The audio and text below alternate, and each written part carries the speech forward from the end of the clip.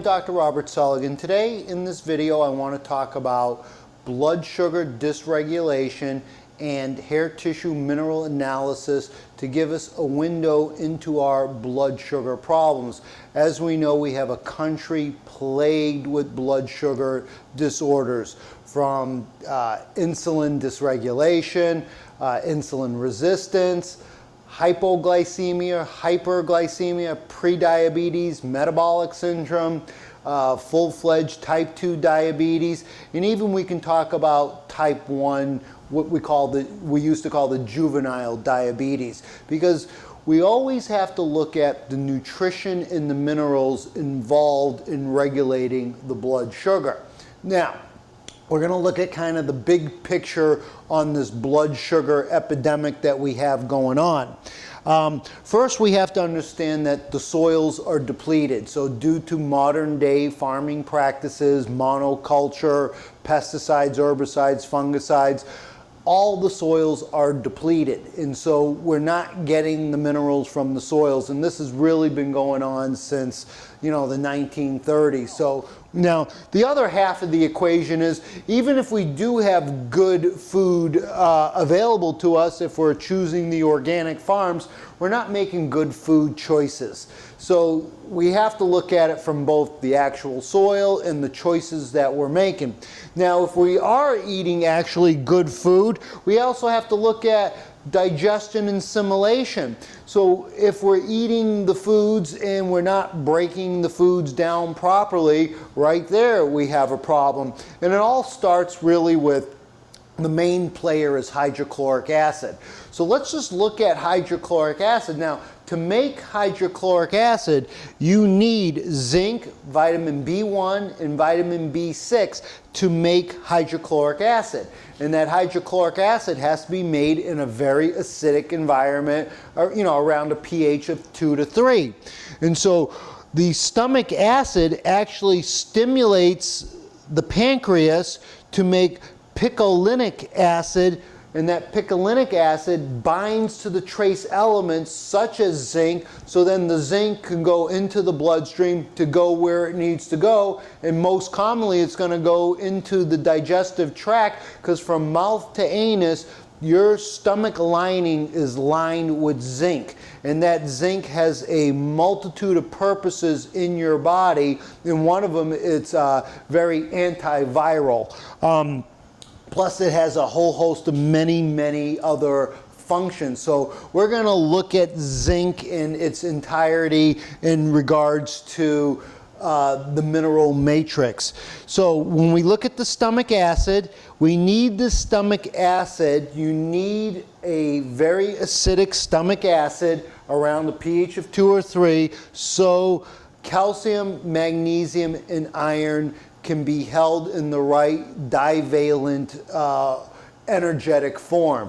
And if it's not, then the calcium and magnesium and iron basically are useless. So we need the stomach acid to activate the minerals so we can have those minerals, and calcium and magnesium specifically are the blood sugar ratio. Because we got to look at, why is calcium and magnesium the blood sugar ratio? Well, we're going to get into that in a moment, but let's stick with the big picture. So after the stomach acid, you know, breaks the carbohydrates down into, breaks the food down into glucose, that glucose is going to be absorbed in the small intestine. So those glucose molecules will get into the bloodstream, from the small intestine to the bloodstream, and once the glucose molecules are in the blood, the glucose will send a chemical mediated signal via the vagus nerve to the pancreas to let the pancreas know we need to dump insulin into the blood because of the blood sugar. So take a step back. To make insulin, we need 3 nutrients. We need zinc. The zinc crystals really are your insulin. So we need zinc, manganese, and sulfur to make insulin. So if we're having a deficiency, right there we're going to have a problem. Now, that insulin has to be released, so we send the glucose sends the signal via the vagus nerve to the pancreas to release the insulin. Now, to actually release the insulin, you need calcium and magnesium. Calcium, like in physiology, calcium contracts, magnesium relaxes. So calcium is kind of pulling the doors open so the insulin can come out, and then magnesium will put a valve on it. It will close it up when there's too much. So calcium and magnesium truly are the blood sugar ratio. When the calcium levels are high, you're going to have too much insulin coming out. Too much insulin is actually very antagonistic to the thyroid hormone. It's going to slow metabolism down. It's also going to, it's really involved in, it's the fat storage hormone.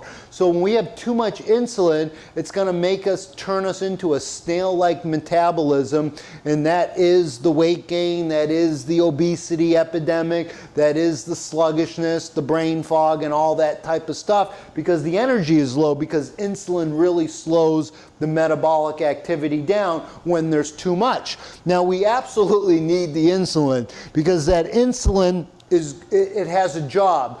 The job of insulin is to take the glucose and shuttle it into the cell. Now, how it does that, we have receptor sites on the cell membrane, and insulin will bind to the cell receptor site. But in order for insulin to have sensitivity to the cell membrane, first, you have to have a healthy cell membrane. That cell membrane is mostly a fat sandwich. It needs the fats. It needs the DHA, docahexanoic acid. That is 25% of your brain. Every cell membrane needs that DHA. And at my office, we sell one of the most premier research labs, DHA, which is actually the beginning of the food chain.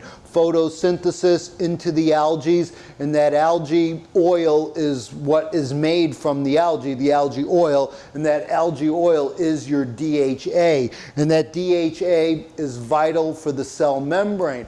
Also for the cell membrane, you got to have the antioxidants. You got, such as your lipoic acid, your vitamin C, your vitamin A, C, E, glutathione, those types of things. So you got to have integrity on the cell membrane for the insulin receptor to work. Now, we also need a couple minerals involved. This is where we've all heard the mineral chromium. Chromium sensitizes the cell to insulin. You also need vitamin B3, that's your niacin. We've even prescribed, in the allopathic world, they've prescribed niacin to lower cholesterol, to raise the HDL, the good cholesterol. So niacin's been used in medicine for many years, and it's not just for lowering cholesterol. It has a strong component in sensitizing insulin to the cell membrane. We also need the trace element vanadium. So we need chromium, vanadium, and vitamin B3 niacin to sensitize the insulin on the cell membrane. Now, once that insulin signal can get into the cell, it's going to send that signal to open up the door. It's going to open up the sugar door. To open up the sugar door, there's the calcium to open it up, and the magnesium is the valve to close it. So there's that calcium-magnesium ratio again. And so we have to start really tying this together. Calcium magnesium is the blood sugar ratio. And to really understand how we can see where the calcium magnesium levels are at, we look at a hair tissue biopsy. That will tell us the ratio. That will tell us, do we have low levels of magnesium, high levels of calcium? And we can really see the ratios in the individual numbers to see how well our blood sugar is really functioning at.